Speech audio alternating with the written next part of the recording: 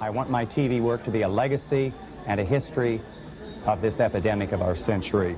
When Paul Wynne began his journal, he knew it would be his last series. In a way, that was the idea.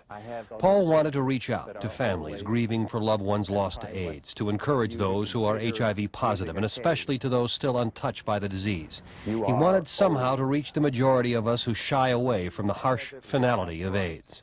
This person is a cripple. Paul Wynne was raised in Oregon. After serving in the Army during the Vietnam War, Paul came to the Bay Area. You really become a single organism. The work is never really easy, especially if everyone's oar is up and yours is down. For 4 years in the early 1980s, he was Channel 7's entertainment reporter and had done much the same job for a number of local stations over the years. I come to the hospital to be weighed down to the gram. In September of 1987, everything changed. With a suddenness that characterizes the discovery of the disease, Paul was diagnosed HIV positive.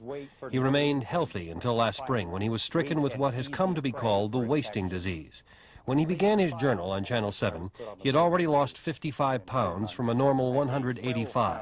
Still, he wanted to show us the reality of AIDS in his own inimitable style. The idea was to tell his story through his own personal reflection. As such, it has been a catalog of the wrenching highs and lows of living with something you are certain will eventually kill you. Paul wanted to do the stories that were accurate yet touched with his own humor, his personal variety of journalism.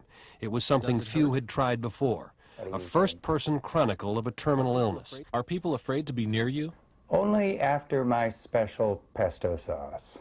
He was especially fond of the human reaction to the disease, from the open charity of some to the callousness of far too many.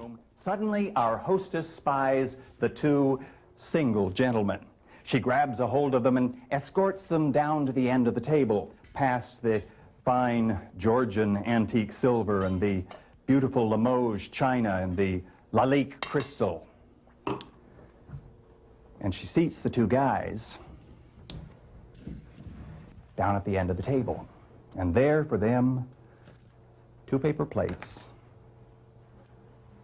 2 plastic forks, 2 plastic cups. There was his stay in the hospital, his favorite story.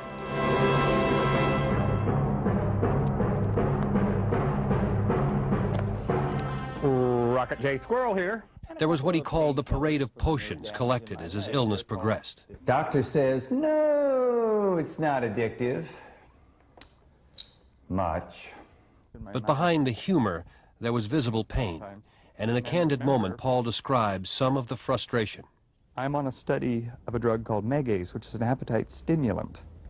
And it's supposed to make me eat stuff. I was sitting next to a doctor at my college reunion and telling him I was taking another painkiller for my legs called Prozac.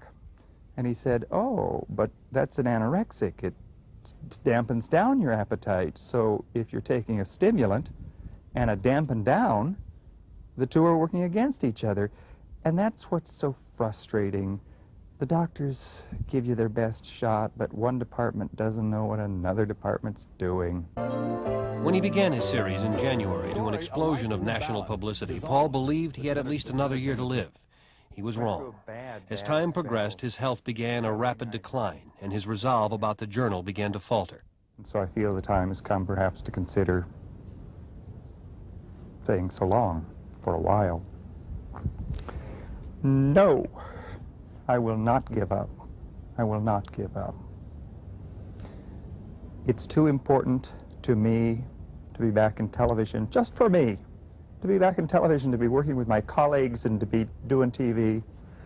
And it's too important that information about HIV reach the air.